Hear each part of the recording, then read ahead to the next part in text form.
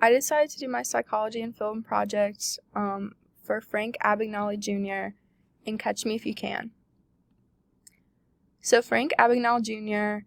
is a true story. It's about a man who forged checks to steal money from banks all around the world, and he stole nearly $2.5 million. He left his family who was struggling with money and manipulated his way into working as a doctor, a lawyer, and a co-pilot before he even turned 18 years old. Throughout the film, Frank is always on the run from the FBI agent, but through manipulation, he remained one step ahead of him until the lies caught up to Frank and he was eventually caught. My diagnosis for Frank is antisocial personality disorder. Antisocial personality disorder is someone with this disorder tends to be very manipulative, deceitful, and doesn't have a care for other people's feelings. They lack remorse or guilt for their actions, and the terms psychopath and sociopath are often interchangeable with someone with antisocial personality disorder. If Frank went to a therapist in the film, he would have most likely been diagnosed with this disorder because of his constant manipulative and deceitful behaviors without any regard for how it affected the feelings of those around him, not even his fiancée. There is a stigma surrounding this disorder that all people with it are always violent and evil. However, this is not the case with Frank. His crimes never directly involved him harming another person. Frank displays many symptoms of antisocial personality behavior, which include deceitfulness, manipulativeness, and risk-taking behaviors.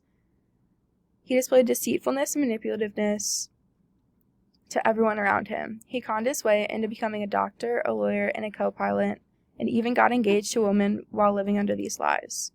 He displayed risk-taking behaviors by continuing to forge checks and con his way into careers even after being discovered by the FBI, and lived his life running from the police.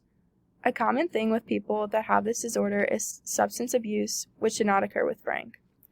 A common symptom of people with this disorder is being antisocial, which Frank did not display. He is very much a people person and was very social to anyone who he came into contact with.